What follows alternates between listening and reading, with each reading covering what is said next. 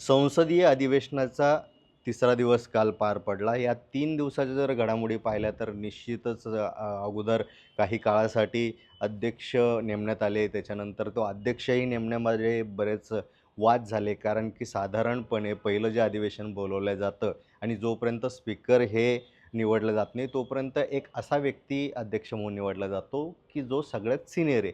पण त्या बाबतीतही अनेक कलह पाहायला मिळाले. पण तूर्तास तो आपला टॉपिक नाही आहे. आपला टॉपिक काय आहे, की काल तिसऱ्या दिवशी म्हणजे शपथ ग्रहणाचा कार्यक्रम पूर्ण झाल्यानंतर जे काही समीकरणं सभागृहात पाहायला भेटली, म्हणजे तिसऱ्याच दिवशी भारतीय जनता पक्ष म्हणूयात किंवा एन-डी-ए म्हणूयात किंवा नरेंद्र मोदी म्हणूयात, यांनी जे काही डाव टाकले, ते डाव खरोखरच किती लागू होणारे होते. ते डावात काँग्रेस किंवा इंडिया गठबंधन फसली आहे का?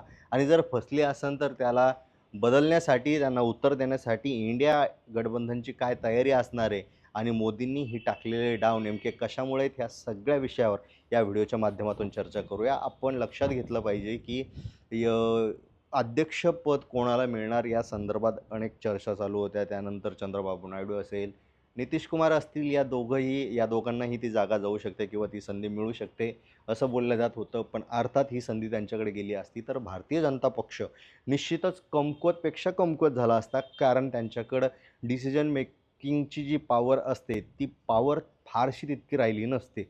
अर्थातच दोन्ही विचारसरण्या वेगवेगळ्या आहेत. नितीश कुमारची वेगळी आहे आणि चंद्रबाबू नायडू यांची वेगळी आहे. अर्थात भाजपाची वेगळी आहे. आता या सगळ्या समीकरणात भाजपा पिछडीवर पडला असतं, म्हणून भाजपाचाच अध्यक्ष होण्यासाठी किंवा करण्यासाठी यांनी जे काही प्लॅनिंग केली ती अर्थातच चांगली आहे आणि अतिशय त्याला आपल्याला कौतुक करावं लागेल, की इतकं सगळं समीकरण अवघड असतानाही त्यांनी ती आपली जी हक्काची सीट आहे ओम बिर्ला यांची, ती त्यांनी मिळवली आणि ती संधी त्यांना परत दिली. आता या सगळ्या गोष्टीत एक गोष्ट लक्षात घ्यावी लागेल, की त्यांनी जेव्हा हे इलेक्शन होत होतं अध्यक्षाचं, तेव्हा बिनविरोध व्हावा अशी त्यांची एक खेळी होती. पण काँग्रेसला किंवा विरोधी पक्षाला हे सगळं माहिती होतं, की आपण उमेदवार देऊ नये, आपण जिंकू शकत नाही, आपला अध्यक्ष होऊ शकत नाही. तरी त्यांनी उमेदवार दिला. याच्या पाठीमागं कारण असं होतं, की विरोधी पक्ष आता खरोखरच विरोधी पक्ष म्हणून काम करायला लागला आहे आणि कोणतीच गोष्ट बिनविरोधी किंवा सहजासहजी सत्ताधाऱ्यांना करता येणार नाही, हा एकमेव मेसेज देण्यासाठी विरोधात उमेदवार उभा करण्यात आला. अर्थात भाजपाचा उमेदवार जिंकला, ओम बिर्ला खुर्चीवर बसले. त्याच्यानंतरची खेळी अशी झाली, की आणीबाणीवर मत मांडण्यात आलं बिर्ला यांच्याकडून आणि त्यांनी जे काही मत मांडलं ते निश्चितच विरोधी पक्षाला पचणारं नव्हतं. विरोधी पक्षाने त्याच्यावर हल्लाबोल केला. सोबतच एका उमेदवारानं शपथ घेताना भारत हे म्हणजे हिंदू राष्ट्र आहे असा उल्लेख केला. तेव्हाही विरोधी पक्षाने तिथं त्यांना जोरदार विरोध केला. या ज्या 2-3 ज्या घटना आहेत, ह्या 2-3 घटना आपल्याला लक्षात घ्याव्या लागतील. ह्या सहजासहजी झालेल्या घटना नव्हत्या. निश्चितच जे काही ओवीसी यांनी पॅलेस्टाईनचा उल्लेख केला, ती ही घटना यामध्ये मोडते. पण ह्या सगळ्या घटना सहजासहजी झालेल्या नव्हत्या.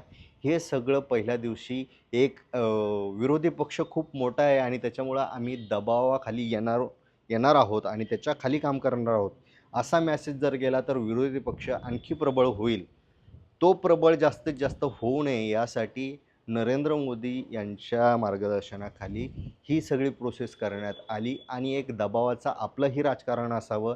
सत्ताधारी पक्ष अगदी विरोधापुढे झुकायला नको म्हणून त्याची सुरुवात अगदी शपथ ग्रहण झाल्यानंतर तिसऱ्या दिवसापासून करणं अत्यंत गरजेचं होतं आणि तीच भूमिका एन-डी-एने केली. म्हणजेच काय, तर आता जो हा संघर्ष आहे, मोदी डाव टाकतायत आणि त्या डावाला खेळण्याचं काम विरोधी पक्ष करतायत. आता फक्त ही सुरुवात आहे. येणाऱ्या 5 वर्षात अनेक असे मुद्दे होणार आहेत. पण आता कोण वरचढ ठरतं आणि कोण कसा कोणावर निशाणा साधतं हे येणाऱ्या काळात कळेलच. पण कोणीही सत्तेवर आलं असलं तरी विरोधी पक्ष म्हणून यंदा भारताला सक्षम चेहरे मिळालेत, सक्षम पक्ष मिळालेत आणि कुठे ना कुठे एक हाती सत्ता जी आहे ती बंद होणार आहे, एक हाती घेण्यात येणारे निर्णय बंद होणार आहे. हे एक लोकशाहीच्या दृष्टिकोनातून चांगली गोष्ट वाटते. आपल्याला याबद्दल काय वाटतं कमेंटमध्ये नक्की सांगा. धन्यवाद.